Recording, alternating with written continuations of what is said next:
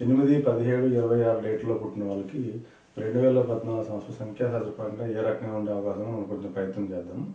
8, 26లో పుట్టిన వాళ్ళకి కొంచెం ఇబ్బందికరమైన సంవత్సరంగానే చెప్పుకోవాల్సిన అవసరం ఉంటుంది.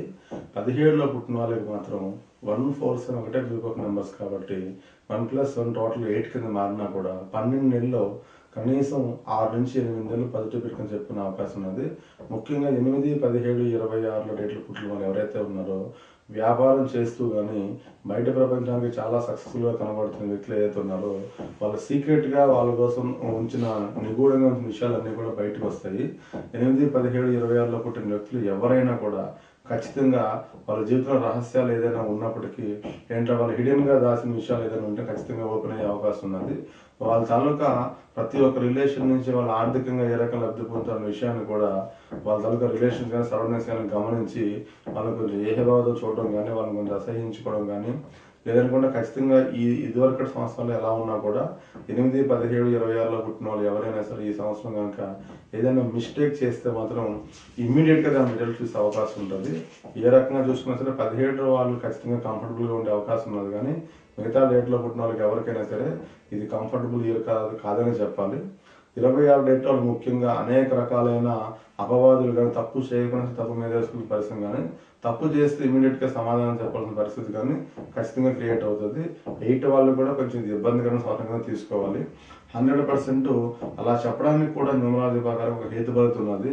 ఎప్పుడైతే 2015 ఇయర్ అనేది యూనివర్సల్గా టోటల్ 80 అవుతున్నదో వెనక్కి వస్తే కనుక 2014 అనేది వాళ్ళకి ఒక సైకిల్లో 9th ఇయర్ కింద అవుతుంది. 9th మీనింగ్ అంటే క్లోజింగ్ ఇయర్. అది రాబోయే మంచి పూర్తిగా ఉన్నది కాబట్టి ఈ 9th అనేది గ్యారంటీ గత జనంలో మనం గత 8 ఏళ్ళ నుంచి మనం చేస్తున్న ఇబ్బందులు కూడా ఎవరైనా తెలిసి కానీ తెలియక కానీ హామ్ చేసి కనుక ఉంటే వాళ్ళందరూ కూడా సమాధానం చెప్పాల్సిన పరిస్థితి ఇయర్లో గ్యారంటీ క్రియేట్ అవుతుంది. ఏ రకంగా చూసుకున్నా కూడా 8, 26 వాళ్ళు మాట్లాడేటప్పుడు కానీ ఇతరులతో మనం ఏదైనా బిజినెస్ ట్రాన్సాక్షన్ చేసేటప్పుడు కానీ 1-2 సార్లు చెక్ చేసుకొని ఎటువంటి రహస్యాలు లేకుండా ఓపెన్ మైండ్తో మీ రిలేషన్స్ మెయింటైన్ చేయడం వల్ల ఈ ఇబ్బందులు తగ్గించుకునే అవకాశం ఉంటుంది.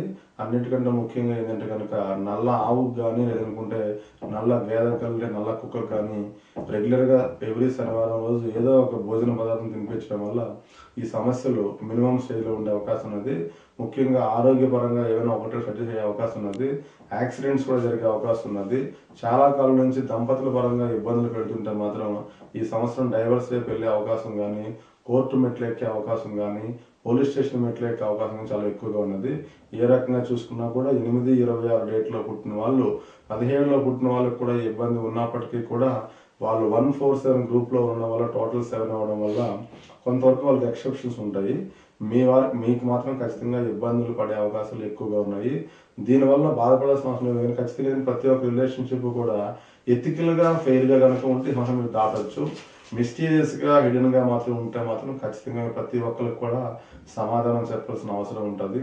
ఏదైనా కాంట్రవర్సీ జరిగినా కూడా మీ సైడ్ నుంచి మీరు స్మూత్గా డ్రైవ్ చేస్తేనే స్మూత్గా మాట్లాడితేనే పనులు సాకారం జరుగుతాయి. మీరు ఏదైనా కొంచెం గట్టిగా అయినా ఖచ్చితంగా మీ మీద తిరగబడే అవకాశాలు ఎక్కువగా ఉన్నాయి. ముఖ్యంగా ఈ బ్లాక్ యానిమల్స్ ఏటికైనా సరే తినే పదార్థం పెట్టడం వల్ల ఈ తాలూకు ఇబ్బందులను కొంతవరకు తగ్గించుకోవచ్చు. 100% కూడా పైన చెప్పిన సూచనలు పాటిస్తూ ప్రతి ఒక్కరితోటి ఫెయిర్ అండ్ ఓపెన్ మైండ్తో కనుక ఉండగలిగితే ఈ సంవత్సరం మీరు ఖచ్చితంగా పాజిటివ్గా దాటగలుగుతారు. మీ అందరికీ నా ఆల్ ద బెస్ట్ చెప్తూ దీని తర్వాత మనం 9, 18, 27 కోసం క్లుప్తంగా డిస్కస్ చేద్దాం.